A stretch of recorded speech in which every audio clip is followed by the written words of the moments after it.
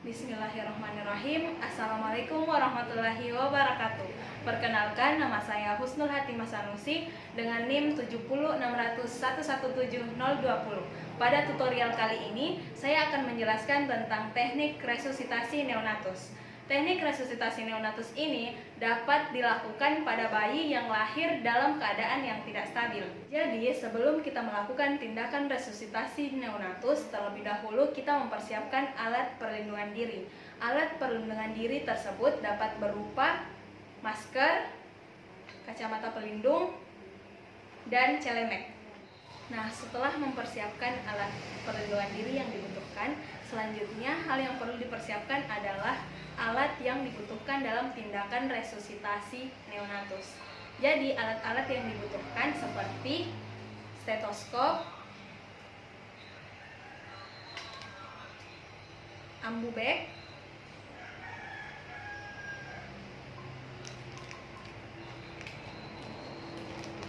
suction manual,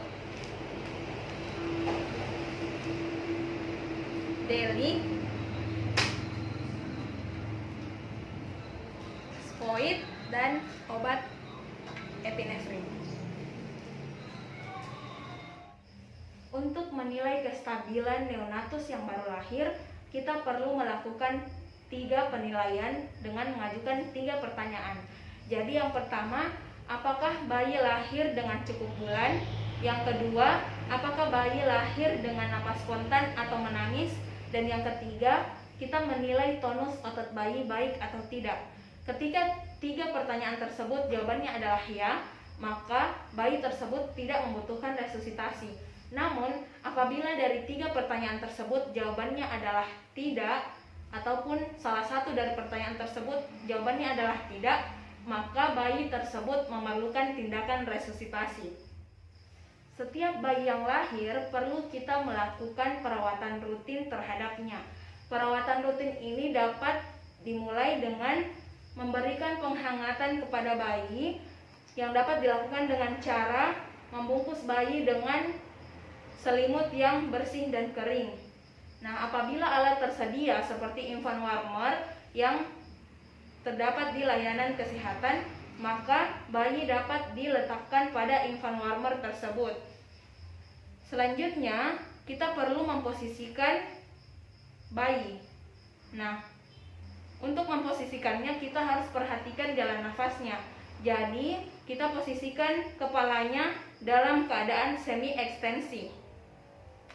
Selanjutnya, apabila diperlukan, kita melakukan pembersihan jalan nafas. Pembersihan jalan nafas ini dapat kita lakukan dengan menggunakan alat suction manual. Jadi, prinsip untuk pembersihan jalan nafas ini dapat kita lakukan dengan memasukkan selang suction manual ini ke dalam mulut dan kedua lubang hidung pada bayi.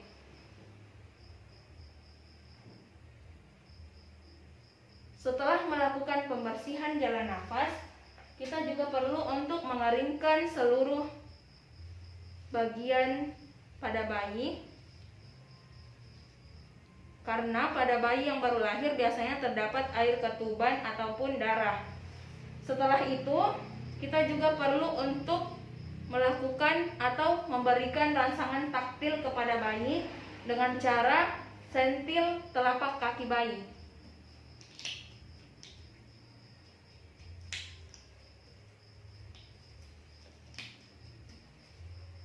Setelah melakukan hal tersebut, barulah kita dapat melakukan atau menghitung frekuensi jantung pada bayi.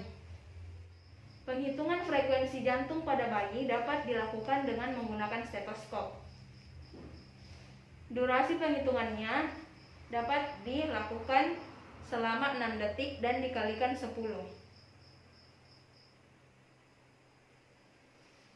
Apabila dalam penghitungan frekuensi jantung bayi didapatkan kurang dari 100 kali per menit, maka bayi tersebut membutuhkan tindakan yang disebut sebagai VTP atau ventilasi tekanan positif.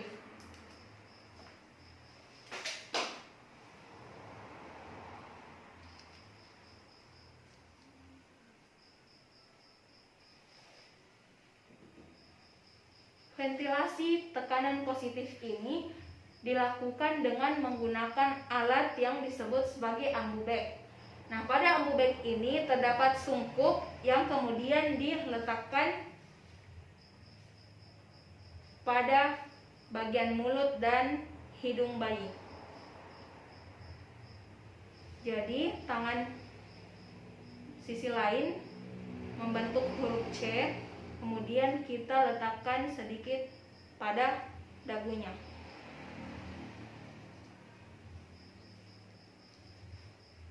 Nah, untuk prinsip penggunaan ambubek ini dapat dilakukan dalam durasi 40-60 kali per menit. Dan durasi tersebut dapat dicapai apabila kita menggunakan prinsip pompa lepas-lepas. Jadi kurang lebihnya seperti ini.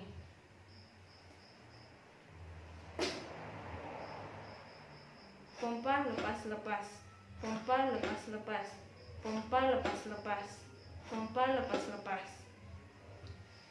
Setelah melakukan tindakan VTP, kita kemudian harus mengevaluasi keadaan bayi selanjutnya.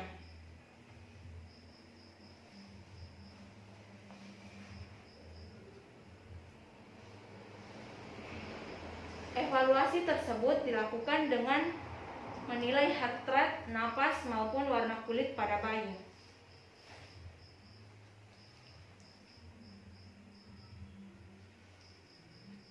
Nah, apabila hasil evaluasi menunjukkan heart rate bayi masih kurang dari 100, maka kita perlu untuk mengoreksi VTP yang dilakukan.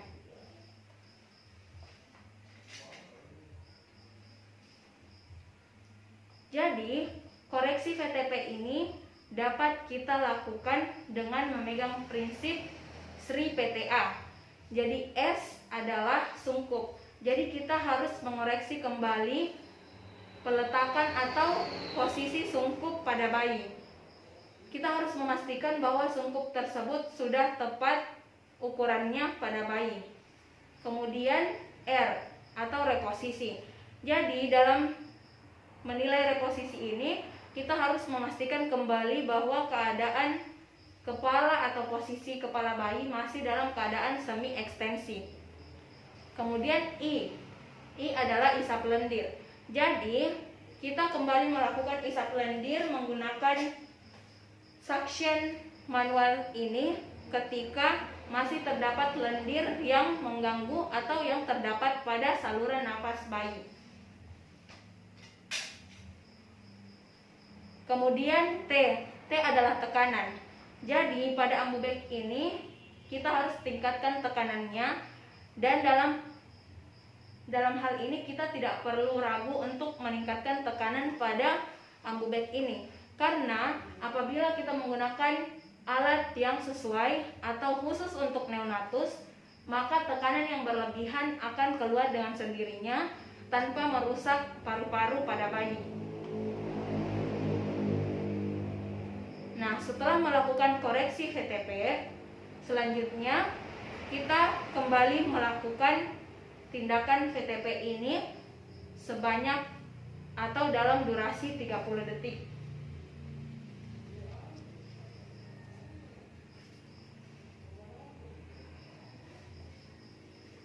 Dilakukan dengan prinsip yang sama, yaitu pompa lepas-lepas, pompa lepas-lepas, pompa lepas-lepas. Setelah melakukan tindakan VTP selama 30 detik, maka kita perlu kembali mengevaluasi heart rate pada bayi.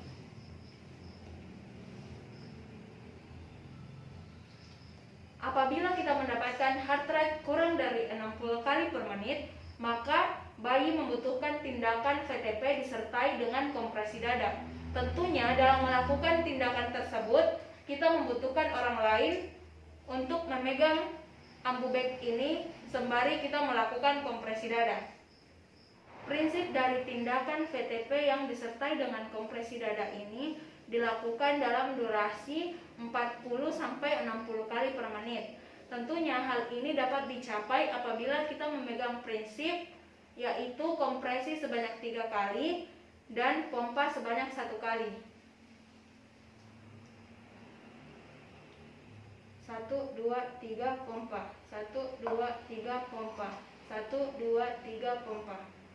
Setelah melakukan tindakan VTP yang disertai dengan kompresi dada, kita perlu melakukan evaluasi heart rate pada bayi.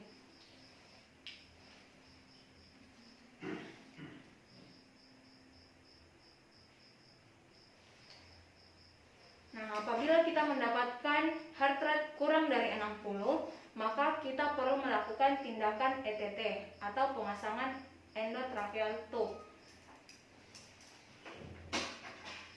Jadi, pemasangan endotracheal tube ini dibantu dengan alat yang namanya laryngoskopi.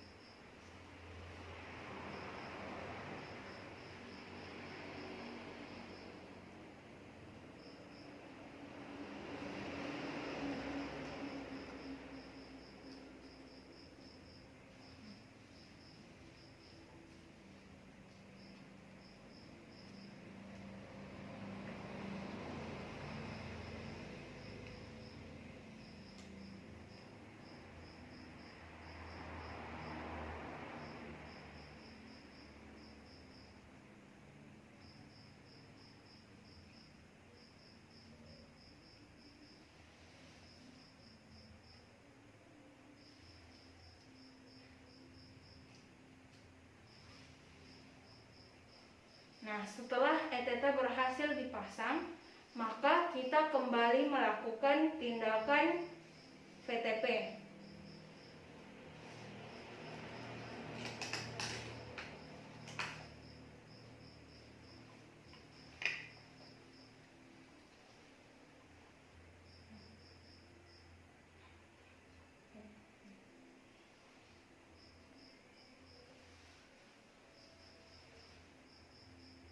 Satu, dua, tiga pompa.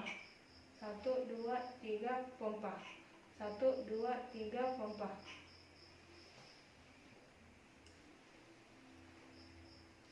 Tindakan tersebut dilakukan selama 30 detik. Nah, selanjutnya kita kembali mengevaluasi heart rate pada bayi.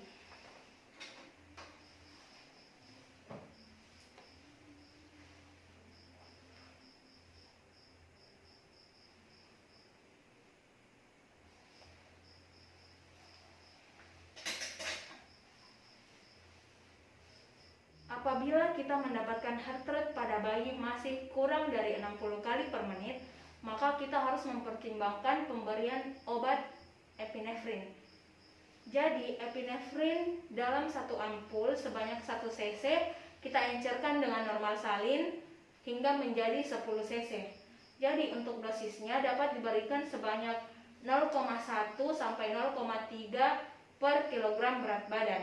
Jadi, apabila kita mendapatkan bayi dengan berat badan 3 kg, maka dosis obat epinefrin yang dapat kita berikan berkisar 0,3 sampai 0,9 ml. Jadi, pemberian obat epinefrin ini dapat kita berikan melalui injeksi yang dimasukkan pada ETT atau melalui kateter umbilikus. Namun pada tutorial ini saya akan memasukkan obat epinefrin ini melalui ETT.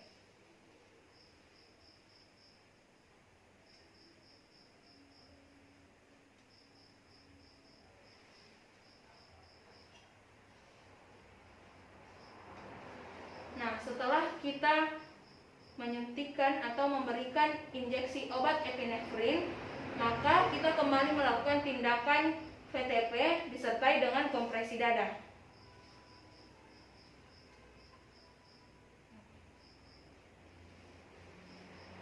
1, 2, 3 pompa. 1, 2, 3 pompa. 1, 2, 3 pompa. Setelah itu kita kembali mengoreksi apakah heart rate-nya masih berada di bawah 60 atau sudah melebihi dari itu.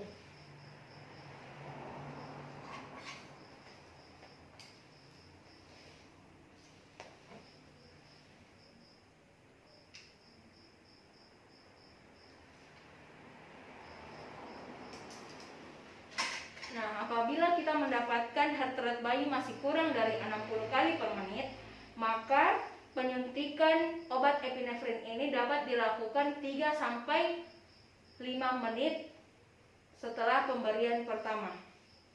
Namun, apabila kita mendapatkan heart rate sudah melebihi 60 atau sudah mencapai lebih dari 100 kali per menit, maka hal yang perlu dilakukan adalah tetap melakukan tindakan VTP, pompa lepas-lepas, pompa lepas-lepas, dilakukan terus-menerus dan tidak dilakukan lagi kompresi dada. Nah, hal tersebut dapat dilakukan sampai bayi dipindahkan pada ventilator yang tersedia di layanan kesehatan. Nah, setelah melakukan tindakan resusitasi dengan memperhatikan algoritma resusitasi pada neonatus, diharapkan keadaan neonatus menjadi stabil dengan tanda-tanda umum yang baik. Sekian yang dapat saya sampaikan pada tutorial kali ini. Mohon maaf atas kekurangan yang terdapat di dalamnya dan semoga tutorial ini dapat bermanfaat bagi kita semua. Syukron. Wassalamualaikum warahmatullahi wabarakatuh.